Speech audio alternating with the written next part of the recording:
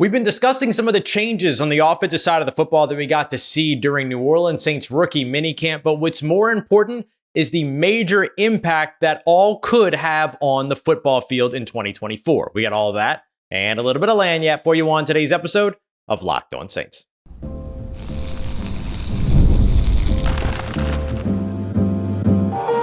You are Locked On Saints, your daily New Orleans Saints podcast. Part of the Locked On Podcast Network, your team every day. What is good, Who Dat Nation and Who Dat family? I'm your host, Ross Jackson, New Orleans native, your New Orleans Saints expert and credentialed member of the media covering those New Orleans Saints as a senior writer and reporter over at Saints News Network. And on today's episode of Locked On Saints, I'm going to tell you why the New Orleans Saints have the quote-unquote easiest schedule in the NFL, but I'll give you an alternative way to look at it that might give you a little bit more of a realistic understanding of what the Saints are set to face in 2024. I'm also going to explain to you why New Orleans Saints wide receiver coach Keith Williams was using rugby balls with the wide receivers for a little while instead of footballs, how it helps and what it does. That's what we're going to break down. And then we're also going to take a look at how what we saw for the New Orleans Saints offense in terms of changes can immediately lead to improvements on the football field in 2024 if everybody gets a hang of the system as quickly as possible. We appreciate you very much, as always, for making Locked On Saints a part of your day and for being here with us as your first listen of the day every day, and for being an everydayer here on the show as a proud part of the Locked On Podcast Network, your team every day. And today's episode of Locked On Saints is brought to you by friends at Game Time. Download the Game Time app, create an account, and use the promo code LOCKEDONNFL for $20 off of your first purchase. Terms apply. Yesterday, I explained some of the changes that we witnessed in just sort of the way that practice was orchestrated, the way that practice was led, and some of the scheme changes that we already started to get a little bit of a glimpse at during the rookie minicamp practice. Now, it was just the second day of rookie minicamps, but it's pretty easy to see how if the Saints maintain that structure and if the Saints system clicks early for the wide receivers, for the quarterbacks, for everybody on that roster, how it could immediately lead to some improvements in 2024 because, well, from 2023's performance on some of the things that we're seeing different, the bar is pretty low. So it's pretty easy to see some improvements here. Now, recognize, please, that when I say that the bar is pretty low, I'm not talking about the overall production of the offense. The overall production of the offense led them at, the ninth overall or ninth total offense in the NFL, those other things. More so what I'm looking at are the things that were different and how they translate out onto the field. One of the biggest talking points all last season was the usage of motion for the New Orleans Saints, or rather in conversation around the New Orleans Saints, the lack thereof. We saw a lot of motion pre-snap when it comes to that minicamp practice that we got to see. I quickly ran this down yesterday, but just to give you a quick refresher, one of the reasons that pre-snap motion is important beyond just kind of creating some confusion for the defense is that it does help your quarterback diagnose. The wide receiver goes in motion and the corner that's covering that wide receiver follows. It's man coverage. If he doesn't, the defense just shifts. Zone coverage gives you a pretty good indication if you're the quarterback of what the defense might be doing. You still have to wait and see where safeties roll after the snap and all these other things, but having a little bit of a pre-snap indication of what the opposing defense is doing does give the quarterback some additional information that they might not have otherwise, or that they want to be sure of. How much did the New Orleans Saints use motion last year? Well, in 2023, according to Seth Walder, over at ESPN, they were 26th in the NFL when it came to usage of motion percentage-wise on every percentage of their snaps.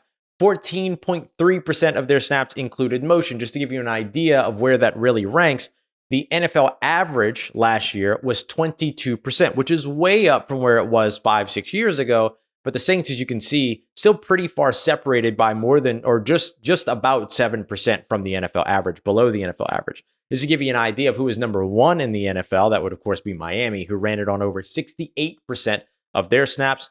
So now you bring in Klint Kubiak. You're already seeing some of the motion added in during practices, things like that.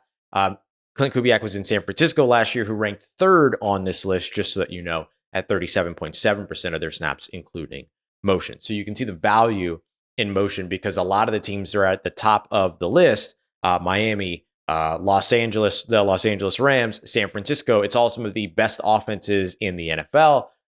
It's not that if you use motion, your offense is going to be good, but certainly the best offenses are utilizing motion at a heavier degree than 14.3%, where the New Orleans Saints ranked 26th last year. So that's where that ends up cutting in.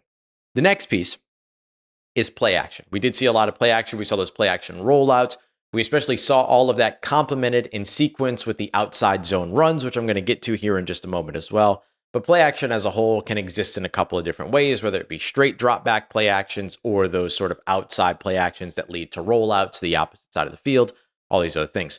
New Orleans last year, 21st in the NFL when it came to play action attempts in total in 2023, according to our friends over at Pro Football Focus. They were one of 14 teams with less than 100 such attempts last year. So one of 14. So they're bottom half of the NFL when it came to that. They weren't far off of that 100 mark. They were at 95, 97. So they weren't far off of that mark, but you could see where the delineation there was, especially with Derek Carr performing very well in play action snaps. Last year, Derek Carr was last amongst quarterbacks with at least 300, let me say that again. Derek Carr was last amongst 39 quarterbacks. So out of 39 quarterbacks, he was the very last one. Of those quarterbacks, they all had 200 or more dropbacks in play action percentage. Derek Carr was dead last out of the 39 there at just 14.8%, despite being top 7 when it came to, we can call it top 10. He was number 7 when it came to completion percentage on play action passes, and him being top 15, ranked number 12 when it came to NFL passer rating on play action dropbacks. And of course, we saw him get much better and better with play actions toward the end of the season as well. But he was still, despite the overall production and positives that came from the play action game, last amongst those 39 quarterbacks with 200 or more dropbacks. Finally, the outside zone run, which we saw a little bit of during minicamp practices. We saw those runs getting outside the tackles, things like that. Got to remember, there are indications, or there are such thing as inside zone runs as well. So not all zone runs are to the outside, but I want to focus on the outside zone runs here. Because Alvin Kamara last year, out of 180 of his rushing attempts, 118 were zone runs. So a heavy portion of his rushes were still zone runs. However, of those 180 rushing attempts, 115 went right between the tackles. So only a few of them actually got outside of the tackles. So again, you can run the zone run all you want, but if you're still running your best player in space between the tackles, you're not maximizing the scheme. That looks like it's on its way to be changed. Remember, we saw all of these things. We saw play action. We saw zone runs, outside zone runs. We saw runs to the outside. We saw motion and all that during rookie minicamp.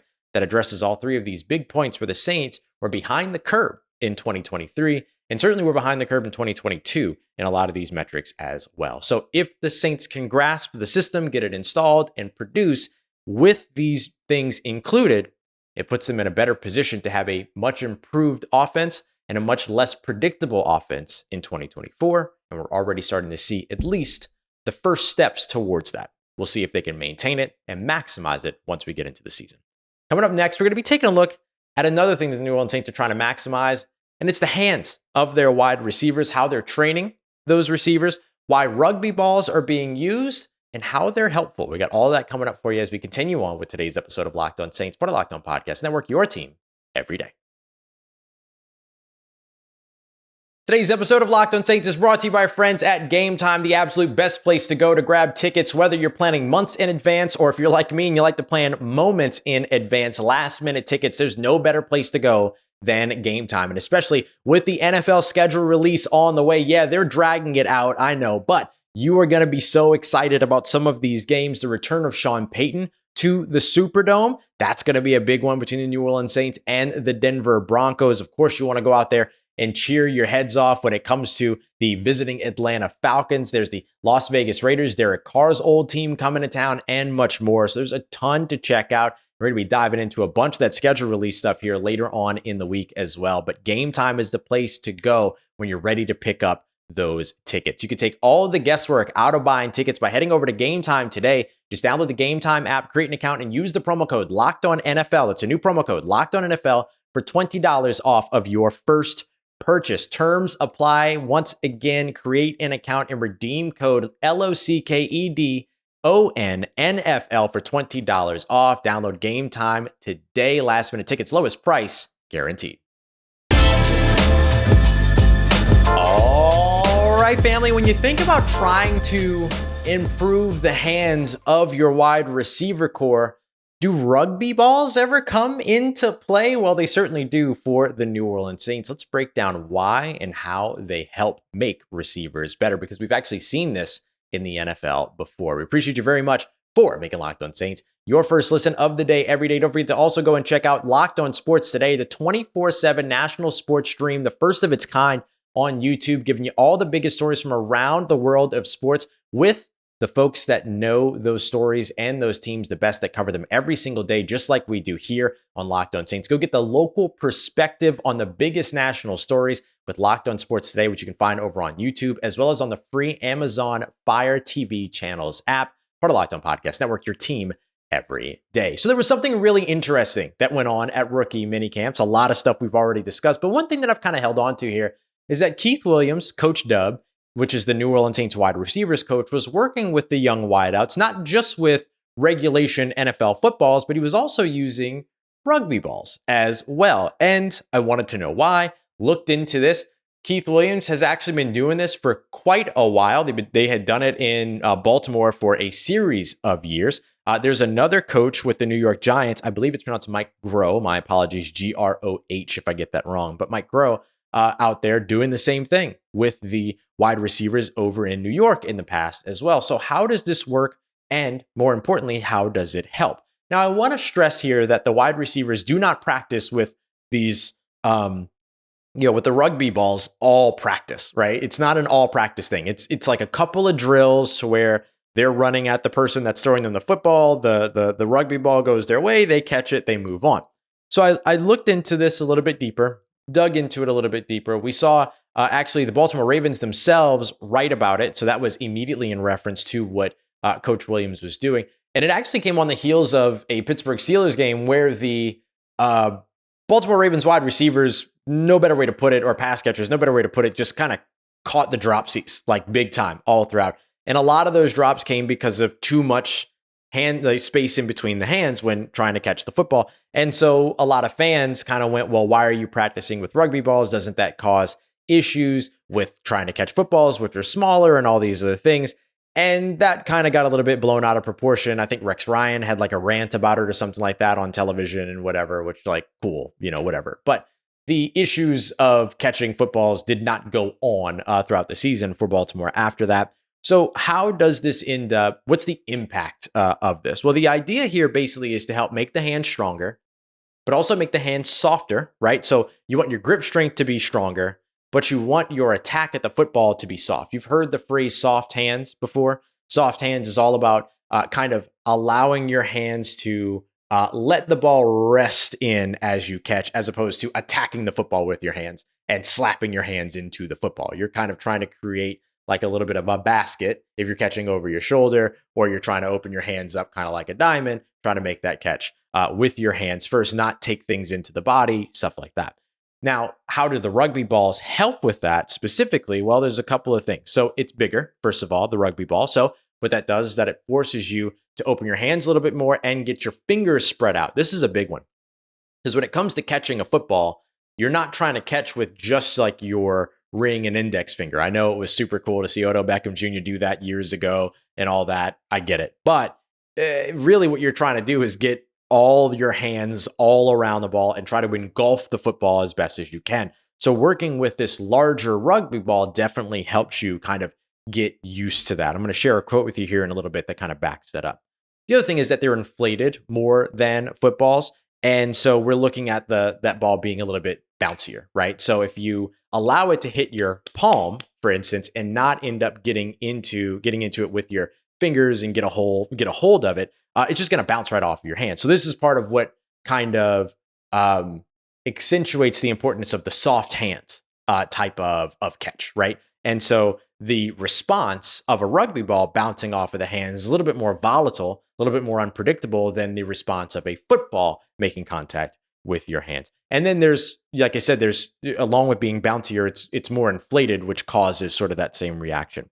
as well. So one receiver actually talked about this openly years ago. This was with the New York Giants. It was Sterling Shepard, who mentioned that the football, catching the rugby ball, which is larger, bouncier, more resistant to the contact of your hands, all that, kind of then when you shift over to the smaller football, he reckoned it to kind of feeling like catching a Nerf ball in a way, because it has a little bit more give, because it's not as inflated. So you can actually like squeeze into it. You have the opportunity here to be able to also not have the ball bounce off of your hands as violently as a rugby ball would as well. And so that's the other thing that I think really kind of goes a long way. You get used to kind of having to catch something that's a little bit larger. So when you go to catch something smaller, you feel like you're catching a Nerf ball, and it just makes it a little bit more manageable. So this is what the Saints did with Keith Williams as minicamps were beginning, or rookie minicamps were beginning, was at first they did some of the drills, or did like a drill with rugby balls. Then they switched to doing that drill with footballs, not like practicing multiple drills with rugby balls or anything like that. It was just kind of the first drill that they did, just to warm up their hands, get into the rhythm of catching, all of these other things. Now, we've seen the Saints do and implement some interesting things over the course of the past couple of years. Last year, or really the year before last, when Cody Burns was the wide receiver coach, we started seeing them kind of using this bar that was, how do I best explain this? Kind of like basically just like a square, but you could dip under it, basically. You might think about like a dip bar or something like that you might use at the gym or something along those lines, or a ballet bar or something like that if you're into the arts like I was or am. And so, but it's just kind of like this small, like maybe 2-foot thing, 3-foot thing.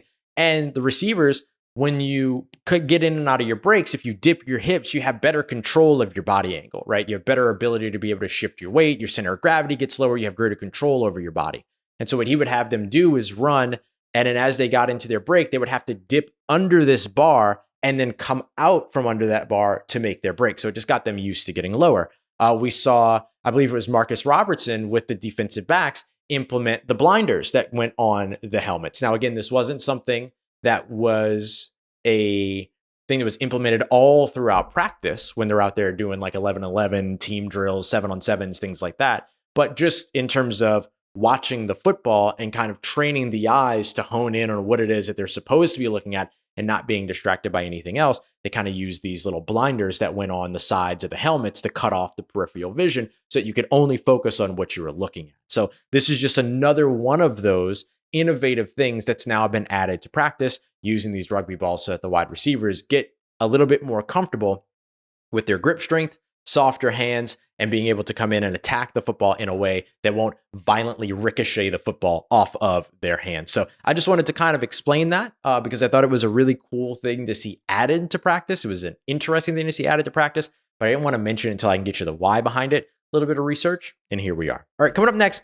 let's take a look at the New Orleans Saints 2024 schedule, which will officially be released and or leak throughout the day over the course of these next couple of days, or in the next day or so. But what I want to really look at here is why the Saints are said to have the easiest schedule, and another way for you to look at that maybe gives you a little bit more of a realistic look at what the schedule actually is and the difficulty actually is that awaits them. We got that coming up for you as we continue on and wrap up today's episode of Locked On Saints, part of Locked On Podcast Network, your team every day.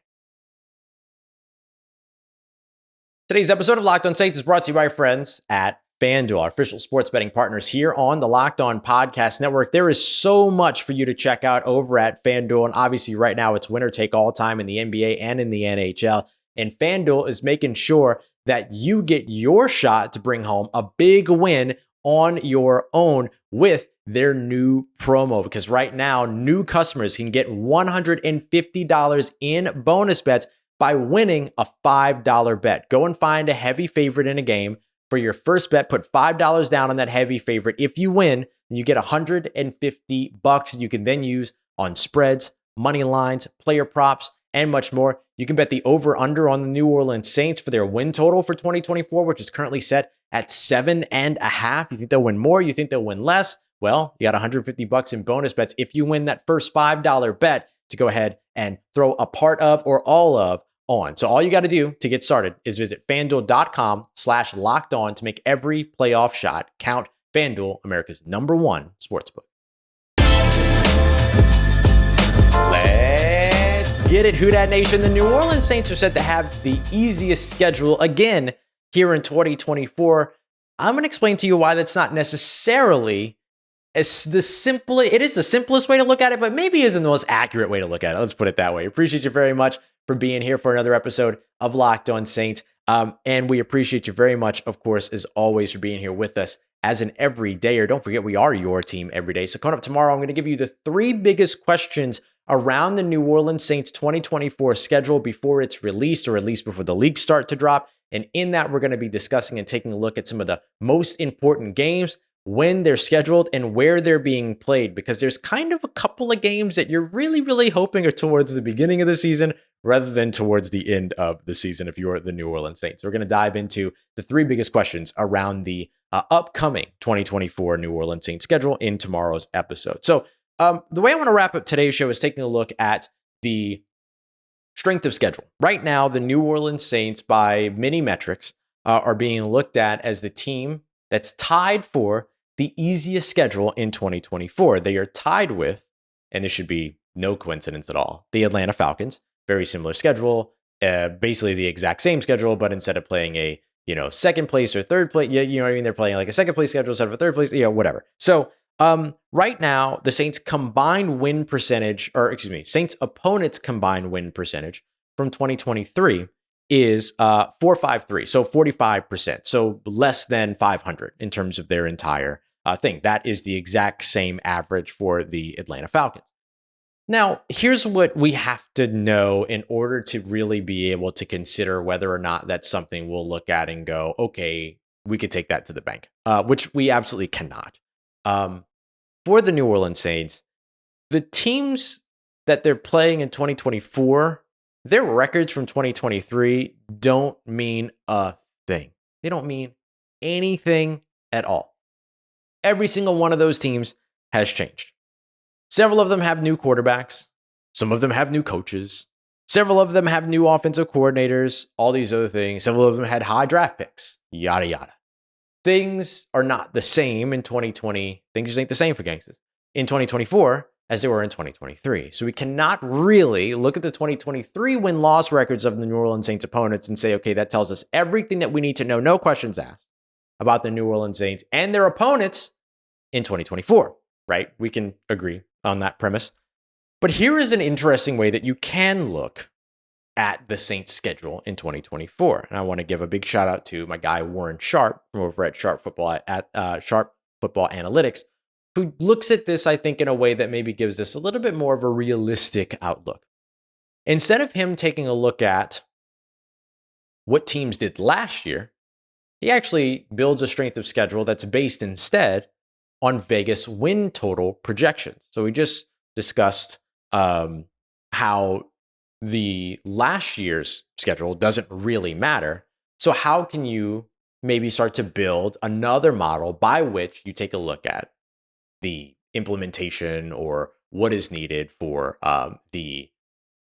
what is the reality of the opponents that they're about to take on. And I'll say that Vegas win totals are not typically terribly far off in so many examples that it's not a more valuable way to look at it. I would actually consider this model to be more valuable, not the most valuable, not perfect by any stretch of the imagination, not a truly predictive metric, but I would find looking at the projected win totals for these teams to be at least a little bit more accurate than what you're seeing looking back at last year's history. Now, here's the tricky thing for the New Orleans Saints.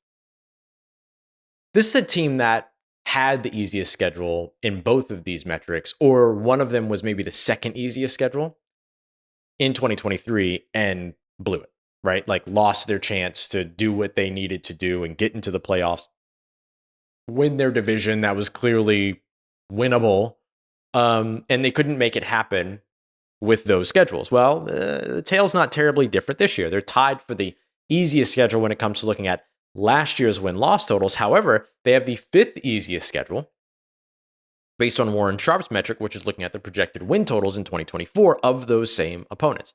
Now, there's a lot of things that end up having an impact here. Are there injuries to those opponents? Is a rookie better than expected? Is a new addition better than expected? Or does a coach take a big step forward? Does a quarterback take a big step forward? But honestly, kind of hoping for all those things to be true about the New Orleans Saints, aren't you? You're hoping for, I'll say, a step forward for Derek Carr, although he did end the season very well, right? He ended the season strongly, just playing the card of fairness here.